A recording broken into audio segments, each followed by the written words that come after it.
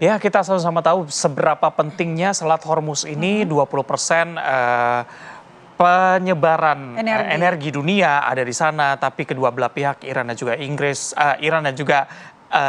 dan juga Amerika Serikat maksud saya ini melakukan berbagai hal termasuk blokade yang dilakukan Amerika Serikat ini bikin dunia marah hingga akhirnya Perancis dan juga Inggris mengadakan pertemuan untuk melindungi kebebasan navigasi di Selat Hormuz. Ada 30 negara yang terlibat di sana. Kira-kira setelah pertemuan nanti hasilnya seperti apa? Apakah memang bisa kembali normal semuanya sehingga perekonomian dunia tidak terpengaruh lagi atau seperti apa ya? Apakah pertemuan negara-negara Eropa ini akan bisa menekan pembukaan Selat Hormuz? Kita langsung bahas dengan narasumber yang sudah kami hadirkan di studio. Ada Pak Surya Wiranto, analis geopolitik. Selamat pagi Pak Surya. Selamat pagi Mbak. Oke, kemudian ada juga Mas Roby Sugara, analis kajian intelijen dan hubungan internasional UIN Jakarta. Selamat pagi Mas Roby. Selamat pagi Mbak. Oke, Pak Surya, saya mau menanggapi terkait yang paket juga yang tadi sudah kita tayangkan terkait Inggris dan Prancis yang menginisiasi pertemuan dari negara-negara Eropa ingin mendesak dan membuka Selat Hormuz. Kalau kita lihat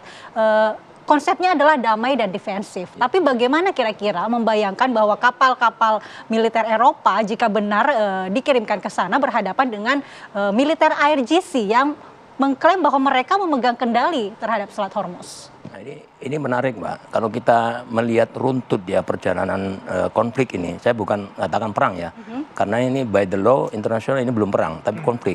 Hanya kewenangan Presiden AS lah yang sekarang ini dieksploitir. Makanya Kongres kan banyak tidak setuju tindakan itu. Nah, upaya damai ini sebenarnya upaya untuk melancarkan ekonomi dunia dengan membuka tol atau membuka jalur Selat Hormuz tersebut ya. Nah, kalau kita lihat Inggris, Prancis ya, negara-negara Eropa Barat termasuk Spanyol dan Jerman, itu kan pemimpin negaranya tidak setuju ya, walaupun dia dalam konteks NATO, dia tidak setuju mendukung perang Amerika dengan Iran dan Israel ya. Nah, kalau yang sekarang kenapa dia mau? Karena itu upaya diplomasi ya. Walaupun itu kekuatan militer dikerahkan, tapi ini not operasi militer for war, tapi military operation other than war. Jadi tujuannya hanya membuka palang pintu Selat Hormuz saja ya dengan cara-cara diplomasi militer supaya negara-negara dunia ini nggak kecekek gitu ya dengan bahan bakar terstop dan harga-harga jadi melambung tinggi. Nah, itu jadi upaya ini bukan untuk membantu Amerika berperang karena kita lihat beberapa waktu ini kan mereka nolak. Bahkan BOP pun itu kan upaya damai. Buktinya mereka juga nolak gitu loh. Apalagi untuk perang. Jadi tidak mungkin mereka ini berpikiran mau membantu Amerika dan Amerika juga jangan berpikiran bahwa dia walaupun dibantu allies-nya tapi not for war but for diplomacy, securing the area for kelancaran daripada transportasi laut tersebut. Oke, Pak Surya, seberapa besar kemungkinan bahwa ini akan menambah eskalasi nantinya ketika memang ada pihak-pihak lain yang ikut terlibat? Ya, memang upaya-upaya damai ini kan dilanjutkan terus ya, dan negara-negara lain ini ingin terlibat. Sebenarnya keterlibatan Inggris dan Perancis ini kan atas permintaan Trump gitu ya. Dia ingin minta bantuan. Oke, kalau kamu nggak mau bantuan perang, ya gimana caranya nih supaya Selat Hormuz dibuka? Gua udah kecekek nih, misalnya seperti itu. Jadi eskalasi untuk perang saya kira tidak. Ya, saya kira tidak. Kalau toh ada, itu hanya bilateral aja antara Amerika sama Iran. Ya, mungkin ditambah satu ini anaknya Paman Sam ini ya, yang sudah nunggu green light dari Washington untuk menyerang ya. Nah, hanya itu aja. Tapi kekuatan internasional yang dibentuk dengan pimpinan Inggris dan Prancis ini, dia tidak akan melakukan mission of war. Ya, oke. Mas Roby, dalam pertemuan ini, dari 49 negara Eropa yang ikut dalam forum secara virtual ini, ada 12 negara yang menyatakan siap untuk menyediakan aset militer. Itu artinya apa sih, Mas Roby? Kabar baik ya, di antara kebuntuan, kita menunggu kabar pertemuan perundingan kedua di Pakistan yang gagal kemarin sebenarnya, bahwa ada upaya-upaya khususnya dari negara-negara Eropa yang sampai hari ini menurut saya masih konsisten terhadap sikapnya. Pertama, dia nggak terlibat perang, dia juga nggak mau pangkalan-pangkalan militernya dijadikan sebagai tempat untuk menyerang, khususnya dari Amerika untuk kemudian digunakan untuk menyerang Iran. Dan saat ini menurut saya ini adalah misi penyelamatan ya. Penyelamatan adalah tadi juga Pak Surya udah bilang penyelamatan ekonomi dunia yang saat ini sudah beranjak ke krisis energi yang kemungkinan akan menyasar ke krisis-krisis yang lainnya. Ini misi penyelamatan yang menurut saya sangat tentu berisiko ya. Yang ini kan juga, ini kan bayangan saya ini kan berarti nanti tim yang akan diturunkan itu kan mengawal kira-kira ya. Pertama adalah masuk ke Selat Hormuz kan, masuk ke Selat Hormuz, kemudian kan akan dijaga yang itu kemudian nah ini tuntutannya juga agak berat kan karena dia menginginkan tidak ada tarif. Sementara Iran memberikan karcis tiket ya. Nah ini juga akan alot menurut saya. Ini juga ada kemungkinan ketegangan.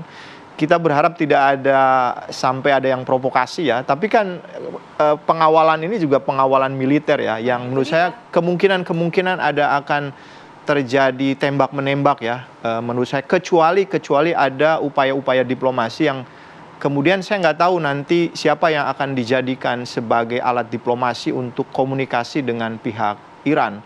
Kita tahu bahwa Iran sekarang juga sudah ramai dibicarakan tentang perbedaan pendapat yang orang mengatakan sudah retak antara Menteri Luar Negeri Abbas Araghchi dengan Ketua Parlemennya yang sebelumnya dibuka kemudian Ketua Parlemennya ditutup kan. Ini kemungkinan itu propaganda dari Amerika Serikat bisa jadi untuk memecah ya. Bisa jadi, tapi kemungkinan ini juga akan sesuatu hal yang sulit. Jadi ini kan kesulitan nanti Eropa kemana dia harus komunikasi untuk persoalan-persoalan ini. Kan selektif sebenarnya kan Iran juga ketika mencegat kapal-kapal yang masuk ke Selat Hormuz itu kan ini dia bantu Amerika enggak gitu ya. Nah ini kan harus meyakinkan bahwa tim dari negara-negara Eropa termasuk Australia kemudian Korea Selatan juga join di situ itu bahwa kita tidak terlibat di dalam peperangan ini gitu loh. Kita hanya ingin bahwa Selat Hormuz ini bebas. Nah ini yang titik ketegangannya nih di sini ya. Selain juga saya kira kita juga melihat eskalasi dari kedua belah pihak antara Amerika dan Iran. Ini kemarin saya kira kita masih mendengar bahwa Trump ini sudah mulai sangat percaya diri banget. Dia juga di White House Gedung Putihnya dia posting trust in Trump.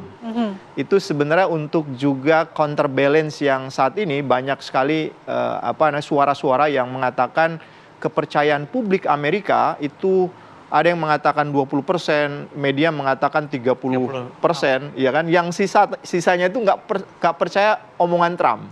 Jadi pokoknya Trump udah nggak bisa dipercaya lah ininya. Tapi Trump juga mengatakan ini agak, saya dengar rilis yang kemarin, press release yang kemarin dia ngomong ke jurnalis, itu agak lumayan sistematis daripada yang sebelum-sebelumnya. Dia bilang, dia bandingkan perang hari ini dengan Iran, itu bandingkan dengan Vietnam yang begitu lama.